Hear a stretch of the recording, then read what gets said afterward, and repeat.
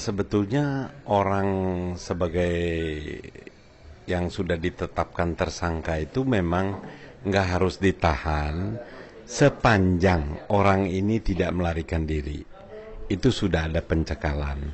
Sepanjang orang ini tidak menghilangkan barang bukti, itu sudah disita, videonya sudah disita. Tapi alasan ketiga, tidak mengulangi perbuatannya ini yang tidak bisa dapat jaminan dari Ahok. Buktinya, baru sehari ditetapkan sebagai tersangka, dia sudah membuat blunder baru. Dia sudah menyakiti hati umat Islam dan orang-orang yang ikut unjuk rasa tanggal 4 November. Dengan menyatakan wawancara dengan TV asing, dia bilang itu yang ikut itu dapat bayaran 500.000. Nah, yang begini nih polisi harus tanggap. Orang ini harus ditahan. Oke lah tahanan, nggak tahanan di penjara, tahanan rumah. Kenapa? Kalau tahanan rumah itu dia dibatasi, dia tidak bisa bikin konferensi pers sembarang, karena orang yang masuk rumah dia itu sudah mendapat pengawasan yang ketat.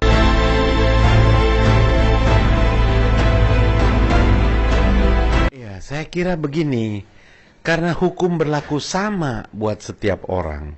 Saya termasuk yang merasa sangat dirugikan karena saya ikut pada saat unjuk rasa tanggal 14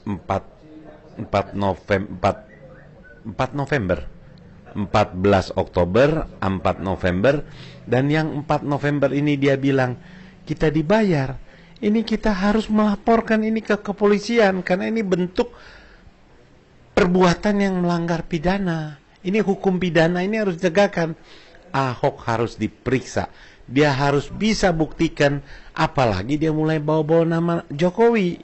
Jokowi tahu itu semua, bahwa kita ini dibayar, demo-demo yang dibayar. Ini saya kira ini penyesatan. Jadi kita lapor, kemudian kita awasi terus. Dan saya berharap pemerintah jangan memperpanjang ini urusan. Urusan ini sangat sederhana. Contohnya ada orang yang menista agama langsung diproses, dipidana, selesai. Gitu.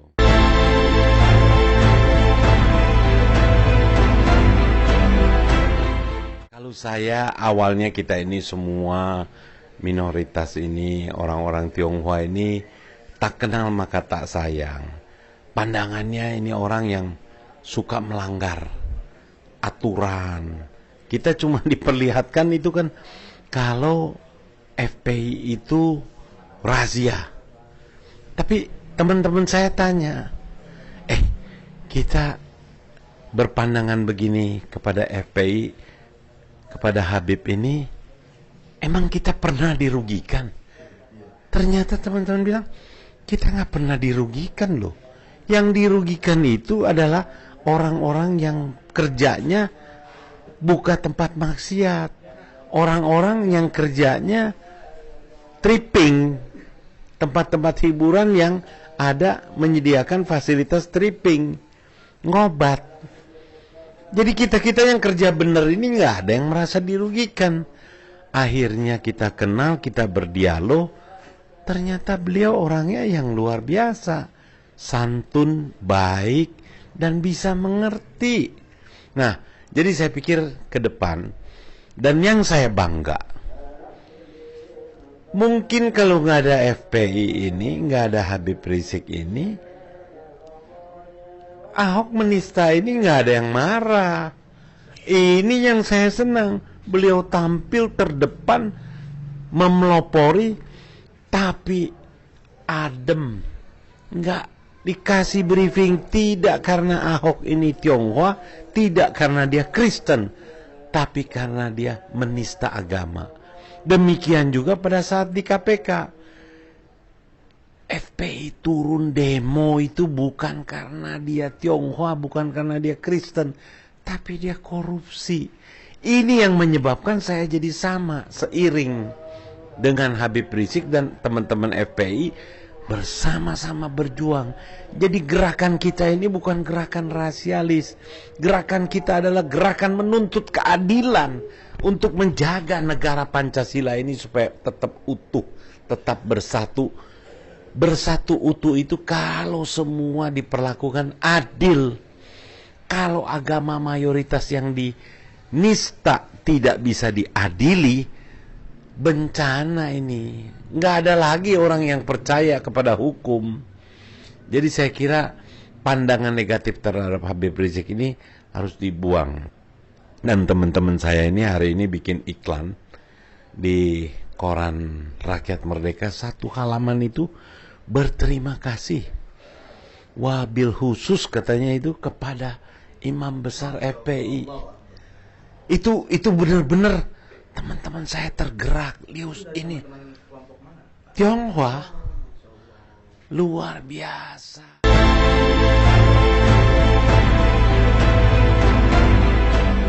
Itu udah biasa. Ini kelompok Ahok ini justru dia yang memecah persatuan yang sudah terbina baik selama ini.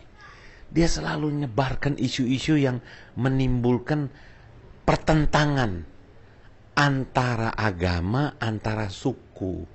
Nggak ada itu. Kalaupun ada demo ini, kalau ada besok demo lain itu, karena pemerintah tidak bisa menegakkan hukum, itu pasti ada demo lagi. Jangan dipikir masyarakat Indonesia atau khususnya umat Islam takut sama gas air mata, takut tembakan-tembakan tentara polisi. Nggak ada. Sekarang bisa tenang ini karena lagi melihat kesungguhan, keseriusan penegak hukum melaksanakan hukum. Tapi kalau dia main-main, jangan salahkan. Saya pasti juga ikut di paling depan untuk menuntut keadilan. Jadi kalau sekarang di medsos gitu, itu biasalah. Orang semua tokoh-tokoh yang serang Ahok, yang protes Ahok jelek, itu dibully abis-abisan. Tapi kan kita akhirnya jadi tahu, inilah cara-cara jahat daripada Ahok punya pendukung untuk menjatuhkan image orang.